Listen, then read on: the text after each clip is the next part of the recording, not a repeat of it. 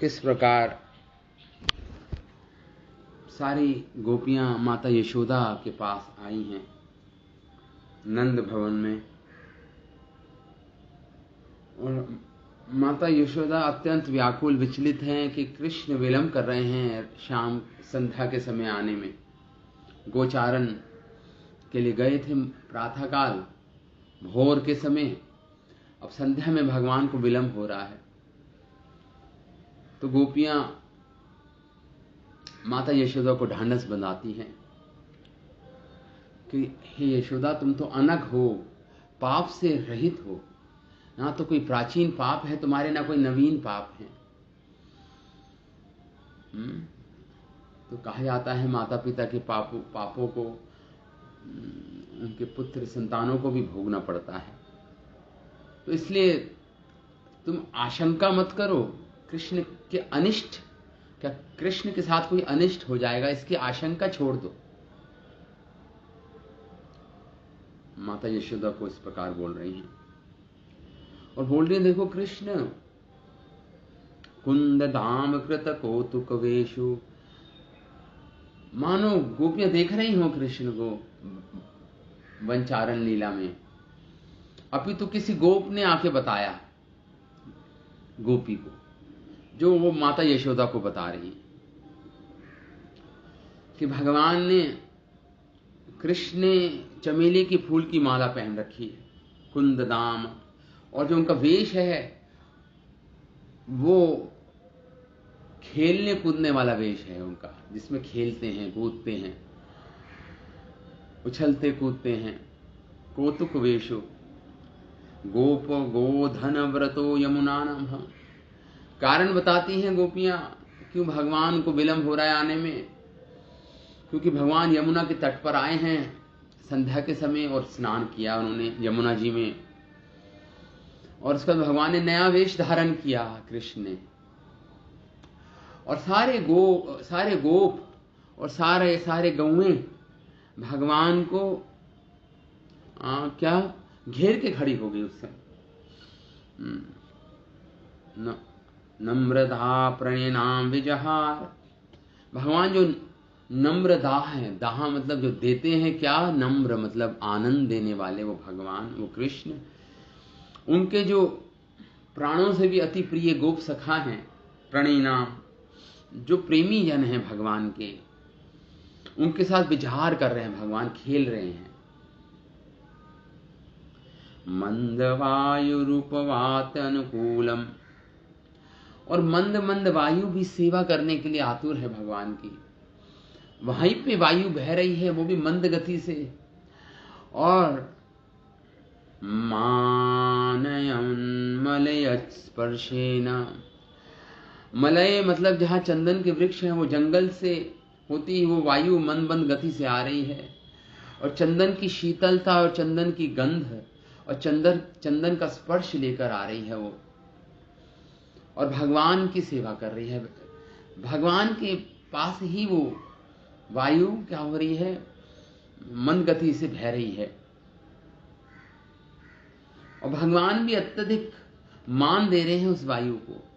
मानय, भगवान ब्रज की हर वस्तु को मान देते हैं, चाहे वो नदी क्यों ना हो, चाहे वो चर अचर प्राणी क्यों ना हो, वृक्ष क्यों ना हो, लताएं क्यों ना हो, वायु क्यों ना हो, हर वस्तु को भगवान मान देते हैं।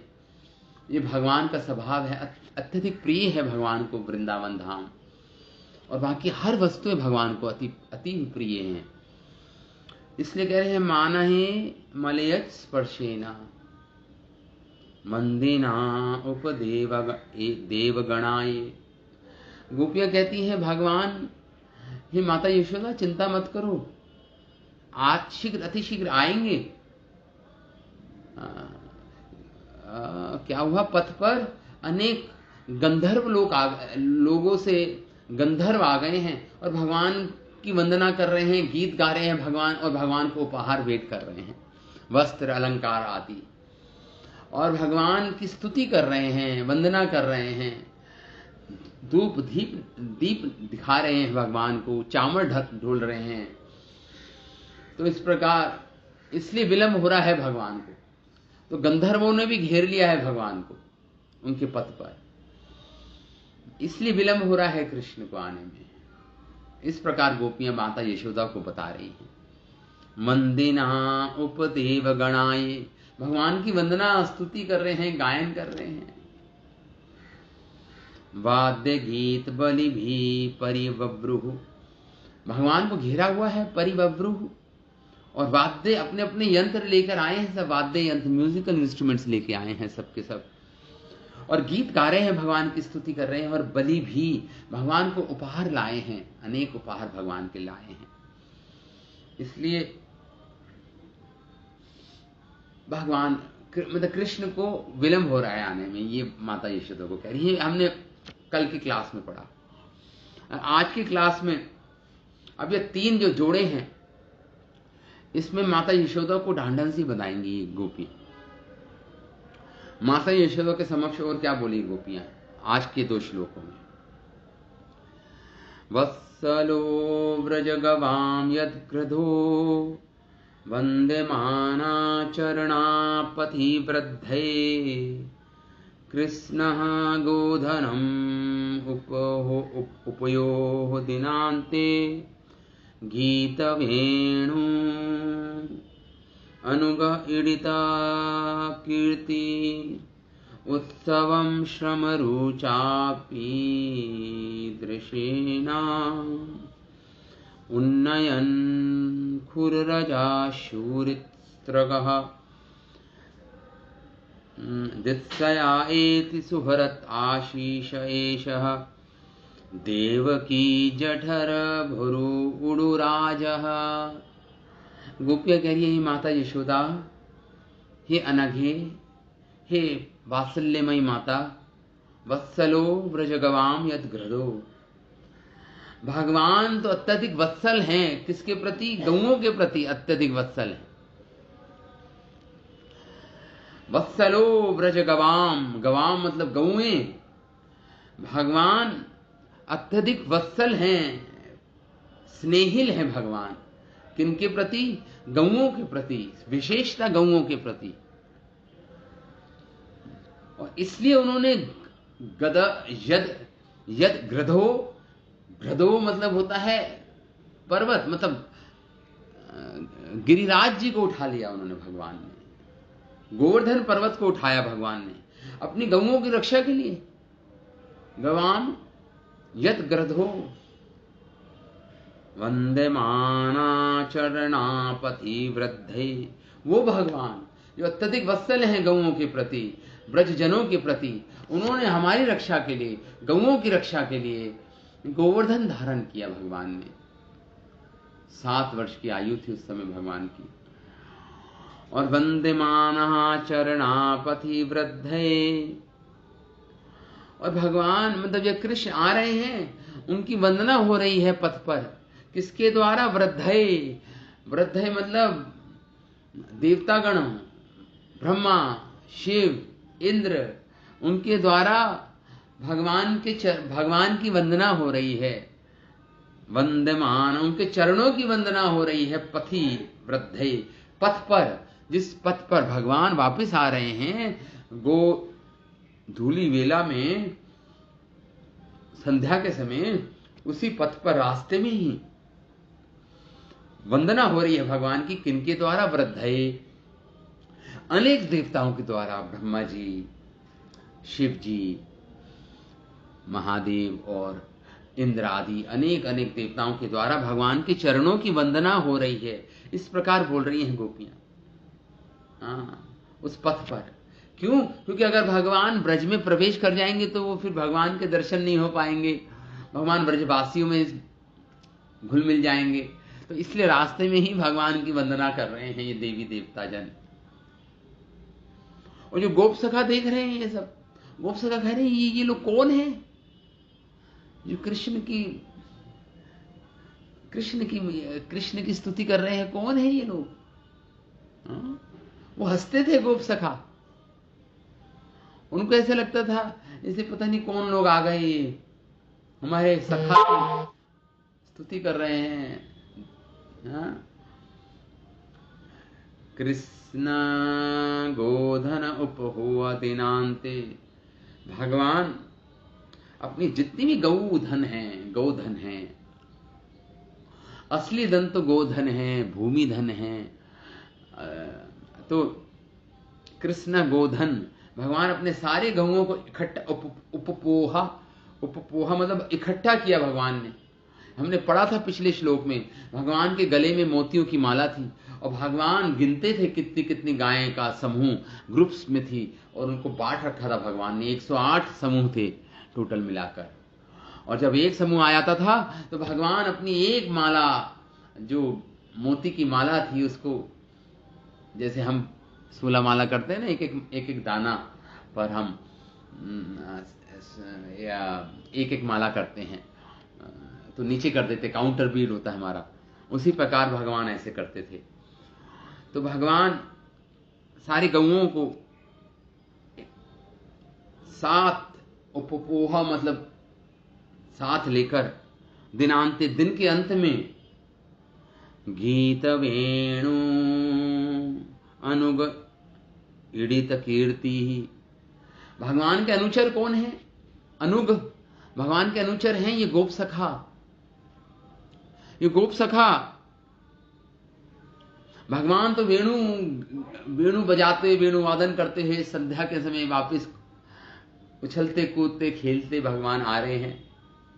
गऊओं को सामने झुंड गऊओं का है, पीछे गोप सखा और भगवान हैं, और भगवान के हाथ में वेणु है। वेणु वादन करते भगवान बड़े ही आनंद पूर्वक कौतुकवश आ रहे हैं भगवान। गीत वेणु अनुग ईडित कीर्ति। और वो अनुचर क्या कर रहे हैं? भगवान के गोप सखा भगवान की कीर्ति का गायन कर रहे हैं, जो भगवान की पहले पूतना वध और अनेक असुरों का वध और आज की जो वन विहार लीला, उसका गायन कर रहे हैं। गीतों में गायन कर रहे हैं भगवान की लीलाओं का उनके गोप सखागण। और उसी ताल में, उसी राग में भगवान भी उनके गायन के पीछे अपनी वेणु वादन कर रहे हैं। भगवान उसी ताल में, उसी राग में जिसमें वो गा रहे हैं, उनके गोप सखा उनके ताल में ताल मिलाते हुए, उनके राग में राग मिलाते हुए अपने वेणु वादन कर रहे हैं भगवान। ये चित्र दर्शा रहे हैं श्रील सुखदेव गोस्वामी। और यही चित्र का वर्णन कर रही हैं श्री गोप व्रजांगनाएं, गोप बालाएं। किनको? माता यशोदा को। आगे कह रही हैं, उत्सवम श्रमरुचापि दृशिनाम उन्नयन खुररज शूरितस्त्रगः। जब भगवान आ रहे हैं तो वो उत्सव है, नयनों के लिए उत्सव है भगवान। गोपियां कह रही है देखो कितने सुंदर लग रहे हैं श्याम सुंदर। ये हमारी आंखों के लिए, हम सबकी आंखों के लिए उत्सव है ये। तो एक गोपी ऊपर चढ़ गई अटारी पर और देख रही है कृष्ण को आते हुए, और माता यशोदा को कह रही है देखो कृष्ण आ रहे हैं। माता यशोदा कृष्ण आ रहे हैं और उनका आना उत्सव है, नयनों के लिए उत्सव है। श्रम चारु, और दिन भर के श्रम के कारण उनके ललाट पर थोड़ी थोड़ी बूंदें हैं पसीने की भगवान के। और गोचारण धूली, जो धूली है, जो गौरज, जो गो गायों के खुर से जो उठी धूली है, वो भगवान ने जो फूलों की माला पहन रखी है उससे, उस पर वो चिपकी है वो धूली। और तो धूल धूसरित है। भगवान के गले की माला जो फूलों की माला है, धूल धूसरित है, और उनके ललाट पर पसीने की बूंदें हैं। तो भगवान और सुंदर लग रहे हैं, और सुंदर। ये उत्सव है भगवान। देखिए भगवान उत्सवम श्रम के कारण रुचापी, बहुत अत्यधिक सुंदर लग रहे हैं कृष्ण। दृशिनाम, जब हम देख रही हैं कृष्ण को आंखों के लिए। उन्नयन खुर रज, जो खुर से रज उड़ी है वो भगवान के गले की माला पर चिपक गई वो धूल। और अभी तो भगवान के गोप सखाओं ने भगवान के बालों में जो खुर रज, बालों में जो भगवान के घुंघराले केशों में जो खुर रज आ गई थी, और भगवान के केश भी धूल दूषित हो गए थे, और अनेक अनेक वस्त्रों में भी धूल लग गई थी, उसको तो गोप सखाओं ने अपने उतरिया से साफ कर दिया, लेकिन जो गले में फूल की माला थी उसको साफ नहीं कर पाए। वहां पे तो धूल लगी हुई थी, क्योंकि अगर वो और साफ करते तो जो फूलों की माला की पंखुड़ियां उखड़ जाती, इसलिए वो साफ नहीं कर पाए। तो भगवान के गले में जो फूलों की माला है उस पर धूल है, खुर रज है। गऊओं के चलने के कारण जो खुर से जो रज उड़ती है, मिट्टी उड़ती है, वो जो व्रज रज है वो भगवान के सुंदर गले की माला पर है वो रज। और थोड़े थोड़े पसीने भगवान के ललाट पे बूंदे हैं। तो कह रहे हैं भगवान का ये दृश्य जब गोपियां देख रही हैं तो कह रही हैं हमारे नेत्रों के लिए उत्सव है माता यशोदा, ये दृश्य उत्सव है हमारे नेत्रों के लिए। भगवान और सुंदर लग रहे हैं, और सुंदर लग रहे हैं भगवान। आगे बोल रही हैं दित्सया एति सुहृत आशीष एषा। और भगवान आ रहे हैं। भगवान तो वन में ही सुखी थे, आनंदित थे, उनको क्या आवश्यकता है ब्रज में आने की। सुहृद आशीष है, क्यों? क्योंकि हम उनके सुहृद जन हैं, हम उनके हितैषी, हम उनके मित्र हैं, हम उनकी सखा हैं, हम उनकी प्रिया हैं। मतलब वो तो बोल नहीं रही माता यशोदा के सामने लज्जा के कारण, मन में सोच रही, मन में कह रही हम उनकी प्रिया हैं, कृष्ण के सखा, कृष्ण के माता पिता यहाँ पे हैं, और उन पर कृपा, उनको आनंद देने के लिए भगवान आ रहे हैं, आशीष देने के लिए आ रहे हैं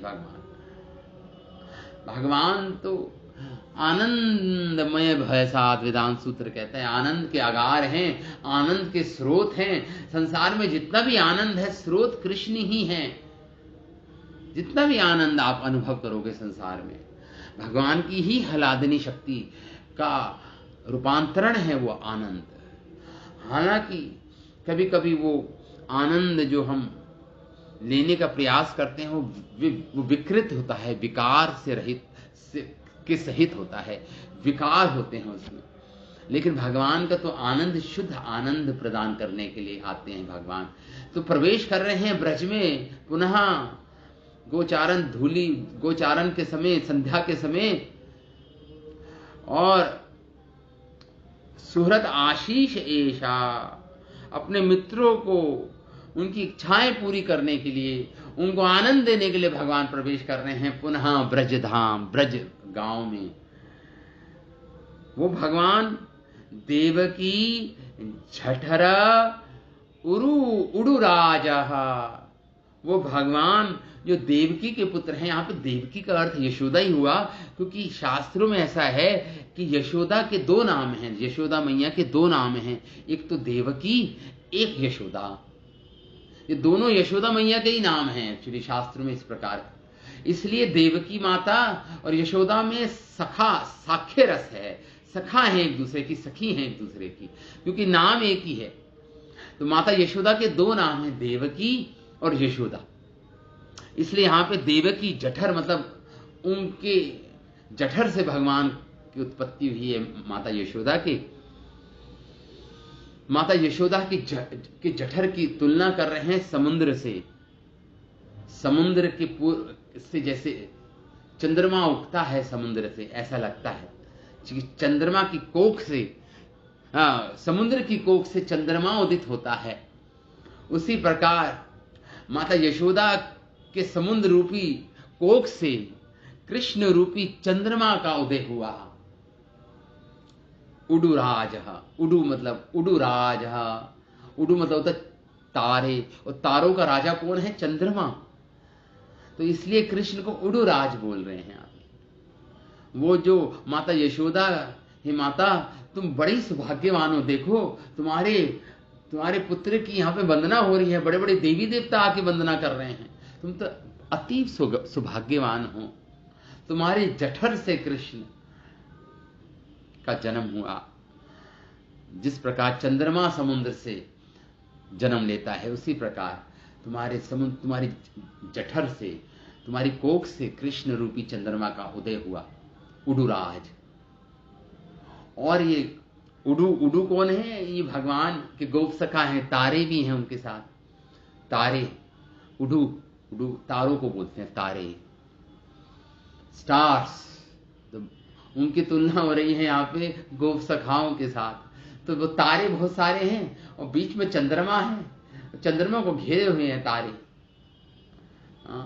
और ये तारे हैं भगवान के गोप सखा, और चंद्रमा है भगवान कृष्ण, जो माता यशोदा की कोख से जिनका उदय हुआ है, जिनका जन्म हुआ है, दिव्य जन्म हुआ है। इस प्रकार इन 2 श्लोकों में गोपियां माता यशोदा को वर्णन कर रही हैं। ब्रज की गायों के प्रति भगवान अत्यधिक स्नेह करते हैं। वत्सलो ब्रज गवाम, इसलिए भगवान ने गोवर्धनधारी बने। भगवान दिन ढलने पर अपनी सारी गायों को समेट कर वे बांसुरी पर गीत की धुन बजाते हुए भगवान उनके मार्ग के किनारे खड़े उच्च देवतागण उनके चरण कमलों की पूजा करते हैं, तथा उनके साथ चल रहे ग्वाल बाल उनके यश का गान करते हैं भगवान की। उनकी माला गायों के खुरों से उठी धूल से दूषित है, और थकान के कारण बढ़ी हुई उनकी सुंदरता हर एक के नेत्रों के लिए आनंद उत्सव प्रस्तुत करने वाली है। अपने मित्रों की इच्छा पूरी करने के लिए उत्सुक भगवान कृष्ण माता यशोदा की कोख से उदित चंद्रमा है। ये इसका अनुवाद हुआ, 2 श्लोकों का अनुवाद हुआ। तो अब हम हमारे आचार्यों की जैसे हम प्रतिदिन पढ़ते हैं, हमारे आचार्यों की टीकाएं क्या है इन 2 श्लोकों के विषय में। हमारे आचार्य लिखते हैं, सर्वप्रथम आचार्य श्रीला विश्वनाथ चक्रवर्ती ठाकुर लिखते हैं। श्रीला विश्वनाथ चक्रवर्ती ठाकुर की इन 2 श्लोकों पर जो टीका है वो सारार्थ दर्शनी टीका है। इस समय भगवान लिखते हैं श्रीला विश्वनाथ चक्रवर्ती ठाकुर कि इस समय भगवान नगर की सीमा के पास ही पहुंच गए हैं, फिर भी जो कुछ विलंब हो रहा है उसका कारण सुनो हे माता यशोदा। इस प्रकार गोपियां कह रही हैं। मद वित्त घूर्णित गोपियों ने कहा कि पिता आदि के दर्शन से उदित आनंद एवं प्रियसी जनों के दर्शन से उदित काम मतता से जिनके नेत्र विभल हो रहे हैं, ऐसे कृष्ण आ रहे हैं।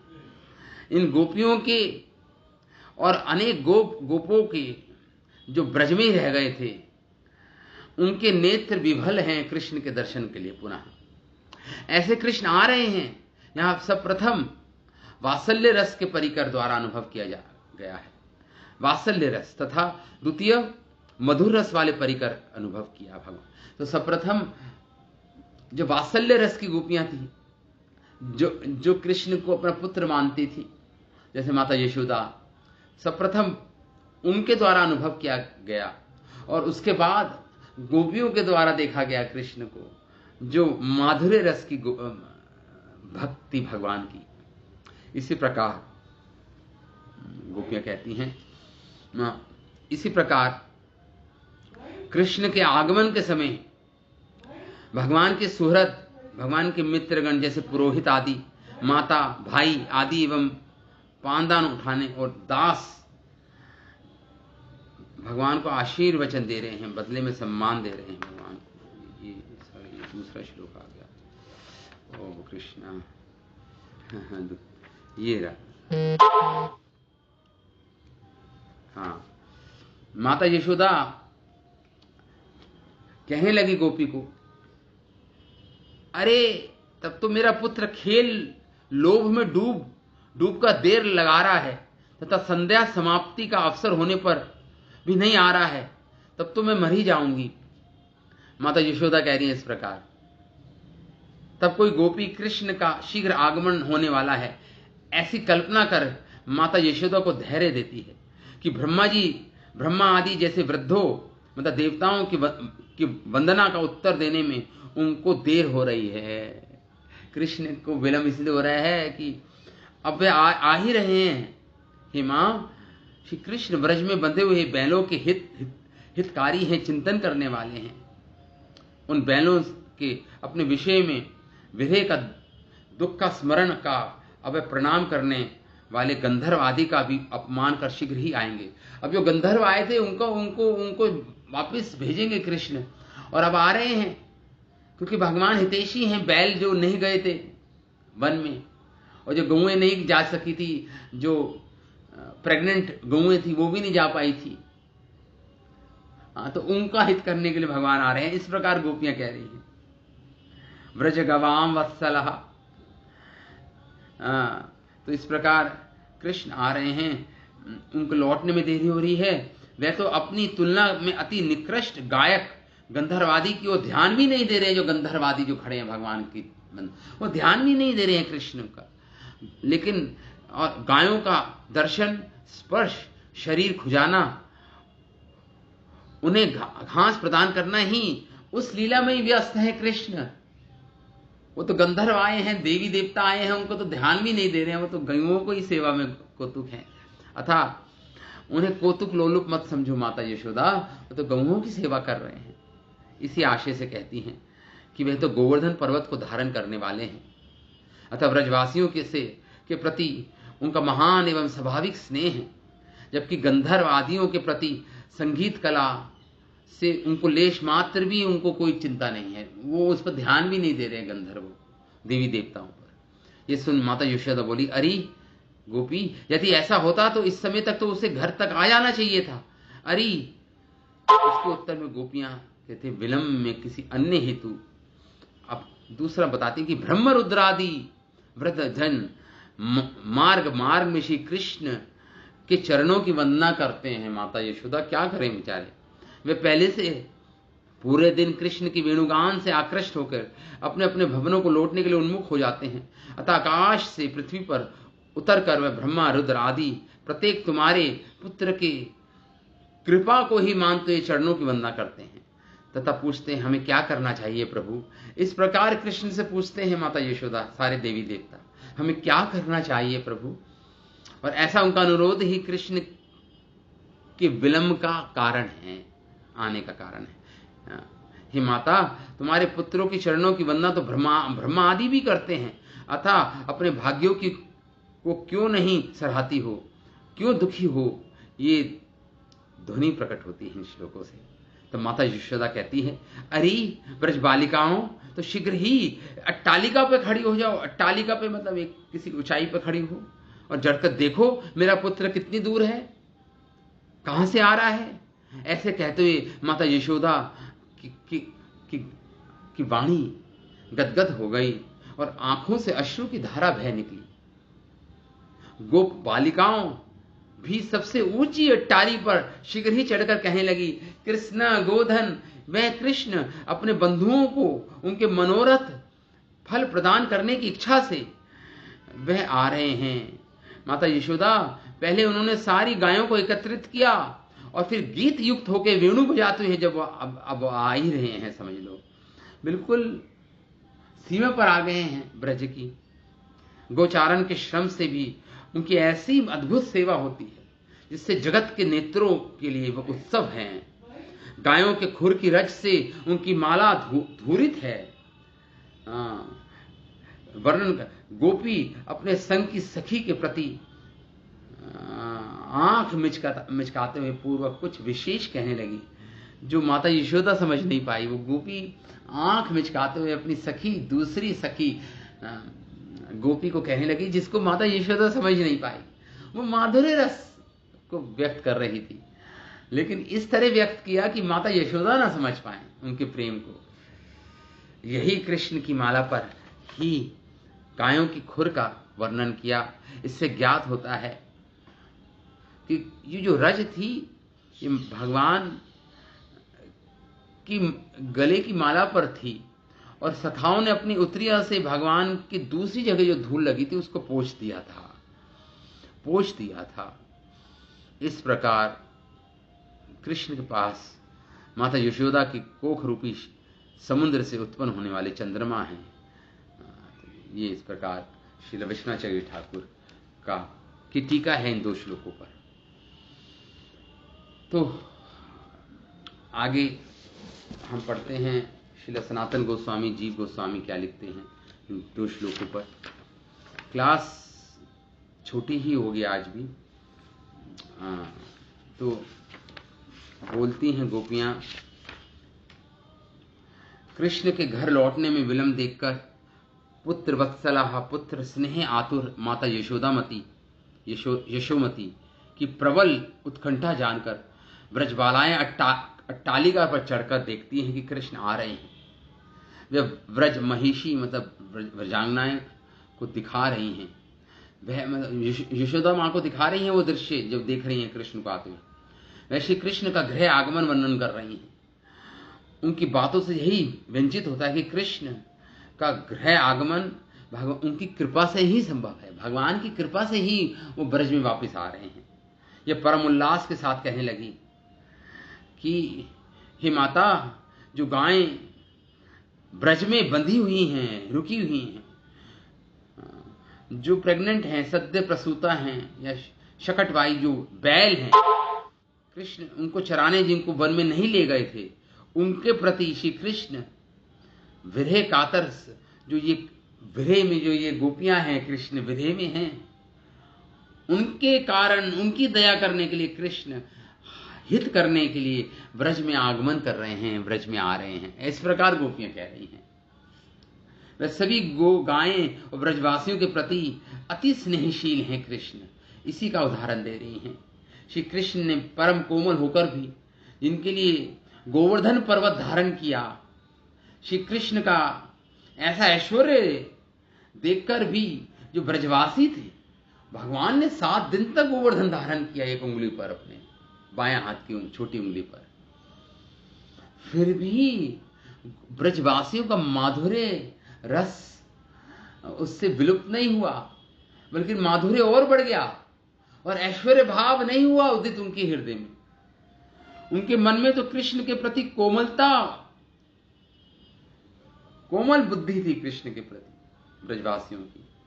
गोपियों की धारणा थी कि गोवर्धन पर्वत तो हमारी पूजा से प्रसन्न होकर, क्योंकि हमने गोवर्धन पूजा की है, हमारी पूजा से प्रसन्न होकर हमारी रक्षा के लिए कृष्ण के कमल कोमल हाथ पर खुद ही स्थित हो गए हैं। कृष्ण कुछ नहीं कर रहे हैं इसमें, भगवान कृष्ण के कोमल हाथ पर खुद ही स्थित हो गए हैं, हमारी अर्चना पूजा से प्रसन्न होकर गोवर्धन जी। इस प्रकार गोपियों सारे ब्रजवासियों के मन में है। इसलिए भगवान के प्रति कोई ऐश्वर्य भाव उत्पन्न नहीं हुआ, उनका भाव तो माधुर्य ही है भगवान के प्रति। ब्रजवासियों का शुद्ध माधुर्य प्रेम पर्वत के गिरने पर भी किंचित खत्म नहीं हुआ। गोवर्धन धारण जैसे कृष्ण के प्रति विशाल ऐश्वर्य के रूप में को देखकर भी उनके माधुर्य भाव सागर में हलचल नहीं हुई। गोपियों, इन ब्रजवासियों के गोपियों को माधुर्य सिंधु, उनके हृदय में जो माधुर्य भाव है कृष्ण के प्रति, उस समुद्र में हलचल नहीं हुई। श्री कृष्ण गोवर्धन धारण किए खड़े हैं। यशोदा और रोहिणी माता उन्हें दोनों ओर से पकड़कर अपनी आंचलों से उनके श्री मुख कमल को पोंछ रही हैं। माता यशोदा पल पल में गोवर्धनधारी कृष्ण को खीर और मक्खन खिला रही हैं। ब्रजवासियों के अन्योन्य विनय पर कहने लगी, अरे ब्रजवासियों, मेरा कोमल बालक इतना बड़ा पर्वत हाथ पर लिए है, ये देखकर क्या तुम्हारे मन में थोड़ी सी भी दया नहीं आ रही मेरे पुत्र पर? माता यशोदा कहती हैं ब्रजवासियों को, यदा तनिक थोड़ा दूर, थोड़ी देर तुम भी पर्वत को लेकर खड़े हो जाओ, मैं तो अपने बच्चों को स्तनपान करा दूं, कृष्ण को स्तनपान करा दूं। माता यशोदा के आदेश से ब्रजवासी अपनी लाठी और सोटा ऊपर कर पर्वत धारण करने को हुए तो कृष्ण थोड़े हंसकर बोले, हे माता, हे पिता, मैंने गोवर्धन पूजा का आरंभ किया है, प्रवर्तन किया है, इसलिए गोवर्धन मेरे साथ हाथ पर ही रहेंगे और किसी के हाथ में नहीं रहेंगे, गोवर्धन जी मेरे ही हाथ पर रहेंगे। इस प्रकार भगवान कृष्ण बोलते हैं। श्री कृष्ण सप्ताह भर इसी तरह गिरिराज धारण किए रहे, फिर भी ब्रजवासियों के मन में किसी प्रकार का ऐश्वर्य भाव नहीं जगा। गिरिधर वंदनेन्द्रो रश्मि पीयूषधारम। ब्रज के गो महिषी आदि पशु 7 दिन 7 रात निरंतर भगवान कृष्ण के मुख चंद्र की छटा रूपी अमृत धारा पीते रहे, इसलिए उन्हें ना तो भूख लगी न प्यास, किसी बात का अनुभव नहीं हुआ। तब श्री कृष्ण का मुख चंद्र दर्शन कर गोपियों की क्या अवस्था हुई उसे कौन बता सकता है। गोवर्धन पर्वत के नीचे मंडलाकार एकत्रित होकर घेर कर भगवान को गोपियां निरंतर कृष्ण के मुख दर्शन रूपी अमृत रस से तुष्ट हो रही थी, पुष्ट हो रही थी। ये देखकर माता यशोदा बार बार प्रचुर मात्रा में खीर और मक्खन के रस से उनके मुख में डालती रही कृष्ण की। तो इस प्रकार ये ब्रजवासी कृतज्ञ हैं भगवान के, इसलिए वर्तमान काल में इस शब्द को प्रयोग कर रहे हैं। अभी भी वो लीला अंदर धुसी हुई है इनके हृदय में ब्रजवासियों के, इसलिए जब लीला का वर्णन कर रही हैं तो अभी भी मानो वर्तमान काल ही हो, अभी हो रहा हो, ऐसा मानो, ऐसा ये गोपियां वर्णन कर रही हैं माता यशोदा को। इसलिए उन्हें सर्वदा ही कृष्ण की गोवर्धन धारण आदि लीलाओं की स्फूर्ति होती रहती है इन ब्रजवासियों को। गोवर्धन धारण उपलक्ष्य में कृष्ण ने नाना प्रकार की विपदाओं से उनकी रक्षा की, तभी ब्रजवासी कृष्ण के घेरे में उन्हीं के आगे अपने आरती ज्ञापन करते हैं, अपनी रक्षा के लिए प्रार्थना करते हैं कृष्ण के। खैर जो भी हो, गोपियां यशोदा माता के आगे कृष्ण के आगमन का वर्णन कर रही हैं। ये माता ब्रह्मा महेश्वर आदि देवता भी श्री कृष्ण के चरणों की वंदना कर रहे हैं, कारण उनके व्रज में प्रवेश होने पर तो उनके दर्शन नहीं हो पाएंगे, इसलिए कृष्ण उनकी दीर्घ वंदना की इच्छा नहीं रखते, पर वह कुछ अधिक समय उनके दर्शन करने की लालसा से वंदना कर रहे हैं ये देवी देवता। इसलिए हे माता, उनके आने में थोड़ा विलंब हो रहा है। हे माता, तुम्हारा ऐसा परम गुणवान संतान कि तुम जननी हो, ये क्या तुम्हारे लिए सौभाग्य की बात नहीं? ये सुनो माँ, ये सकुशल आ रहे हैं, तुम आशंका छोड़ दो। इस बात की सबको सूचना देने के लिए वे वेणुवादन कर रहे हैं। उनके वेणु के राग ताल आदि के अनुरूप उनके अनुगत ग्वाल बाल कृष्ण की पूतना मोक्ष या अनेक लीलाओं का गायन कर रहे हैं। किसी दिन कोई सखा, नर्म सखा क्या कहता है, ब्रह्मा आदि देवता के चले जाने के बाद उनकी तरह हाथ जोड़कर घुटनों के बल बैठकर भगवान के ऐश्वर्य को व्यक्त करने वाले स्तुति वचनों को दोहराते हुए कृष्ण का परिहास करते हैं। कभी कभी जब ये देवी देवता चले आते थे तो भगवान के जो गोप सखा है वो जैसे ब्रह्मा जी घुटनों के बल बैठकर भगवान की वंदना करते, तो वैसे ही उनकी नकल जब वो चले आते थे देवी देवता तो उनकी नकल करते थे गोप सखा। जिस प्रकार ब्रह्मा जी की नकल वो भी घुटनों के बल बैठ के कृष्ण भगवान का मजाक उड़ाते थे, भगवान के साथ परिहास करते थे, हंसते थे गोप सखा। देखो कृष्ण ऐसे कर रहे थे ना वो तुम्हारी वंदना, ऐसे कर रहे थे ना वो तुम्हारी स्तुति। इस प्रकार देवी देवता कहते थे। देवता लोग तो उनके सखा, तभी वो तो देवता तो ईश्वर समझ के स्तुति करते थे, लेकिन जो श्री कृष्ण, यदि कृष्ण ईश्वरी हैं तो गोप सखा सोचते थे अगर श्री कृष्ण ईश्वर हैं तो हमारे खेल में हमसे क्यों हार जाते हैं, हमसे खेल में, और क्यों हमारे झूठे फल खाएंगे कृष्ण अगर ईश्वर हैं तो। नहीं, कृष्ण ईश्वर नहीं हो सकते, वो तो हमारे सखा ही हैं, हमारे झूठे फल खाते हैं, हमसे हार जाते हैं खेल में। इस प्रकार ये साख्य रस का आस्वादन करते हैं सखाजन, और कृष्ण को भी साख्य रस का आस्वादन कृष्ण भी करते हैं। अथवा जैसे गोपबालाएं दिन में अपने विरह के नाश के लिए कृष्ण का विरह गीत कीर्तन करती हैं, ऐसी ही ये सखागण रात्रि में कृष्ण से विरह का अनुभव करते हैं और कृष्ण की लीलाओं का कीर्तन करते हैं। श्रम शोभा की कांति से सभी के नैनों को आनंद प्रदान कर रहे हैं भगवान। नील मणि दर्पण मुक्त बिंदुओं की तरह उनके मुख पर पसीना शोभा पा रहा है। अधर बिंब थोड़े सूख गए हैं, भगवान के होठ थोड़े सूख गए हैं दिन भर के परिश्रम के कारण। और इससे एक और भगवान सुंदर लग रहे हैं। विशेषता श्री कृष्ण का गोप वेश, गोचारण कर दिनांत में लौट रहे हैं। गोपियों के लिए कृष्ण का परम मनोहर होना ही अत्यंत शोभायमान है। गोपियों के लिए श्री कृष्ण के ये नयनधारी मात्र के लिए मनोहर हैं कृष्ण, फिर गोपियों के लिए तो होंगे, इसमें तो कोई बात ही नहीं, इसमें तो कोई बात ही नहीं।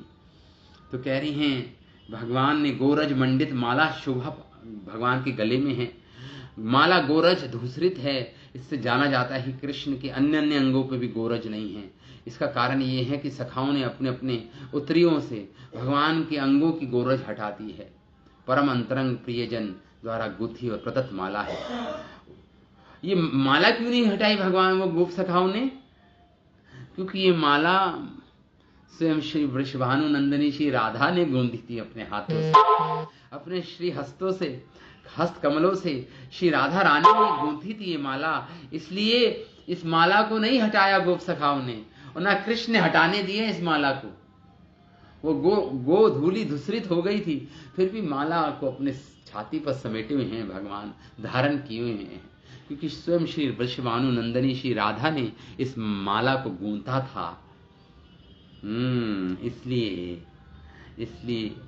कृष्ण, माता यशोदा हम सब सुहृद गण की वासना पूरी करने के लिए, हमारी इच्छाओं को पूरी करने के लिए, हमें आनंद देने के लिए, कृपा करने के लिए हम पर तुम्हारे पुत्र गोपवास में आ रहे हैं, ब्रज में वापस आ रहे हैं। अन्यथा वो तो वन में ही सुख में थे। तो यहां पे इस प्रकार बोलकर गोपियों ने माता यशोदा को कहा। तो ये हमारे टीकाओं के सहित हमारे ये 2 श्लोक आज अभी पूर्ण हुए। तो यहीं पे इस 2 श्लोकों पर हम जो टीकाओं, जो हमने हमारे आचार्य की टीका है उसको पढ़ी हमने। तो यहाँ पे वर्णन भगवान के सौंदर्य का है, रूप माधुरी और भगवान की कौतुक, भगवान की लीला माधुरी का वर्णन है। जिन्हें ये ब्रजांगनाएं, माता यशोदा वात्सल्य रस की भक्त हैं, ये गोपियां भगवान के माधुर्य रस की भक्त हैं, भगवान के गोप सखा भगवान के साख्य रस के भक्त हैं। अलग अलग रस में भगवान के भक्त हैं और सारे ही रस अपने आप में पूर्ण हैं। ऐसा नहीं कोई रस ऊंचा है, कोई रस नीचा है, ऐसा नहीं है। कोई तारतम्य, कोई हैरारकी नहीं है। सब अपने सारे रस अपने में पूर्ण है, परिपूर्ण है, और सारे भक्त अपने आप में पूर्ण आनंदित हैं कृष्ण के साथ, कृष्ण की लीलाओं में कृष्ण के साथ पूर्ण आनंदित हैं सभी भक्त। इस प्रकार हमें समझना चाहिए इन श्लोकों के द्वारा। तो इस प्रकार अब हम विराम देते हैं कथा को। कल पुनः कल फ्राइडे है पता नहीं, तो हम पुनः और आखिरी 2 श्लोक जो हैं ये युगल गीत के आखिरी 2 जो एक जोड़ा बचा है हमारा, उसको हम पठन करेंगे, मनन करेंगे, सुनेंगे। तो ठीक है, अभी विराम देता हूँ कथा को। श्रीमद् भागवतम महापुराण की जय, श्रील वेद व्यास मुनि की जय, सुखदेव गोस्वामी महाराज की जय, श्रील प्रभुपाद जय प्रकाश प्रभु की जय। थैंक यू प्रभु जी।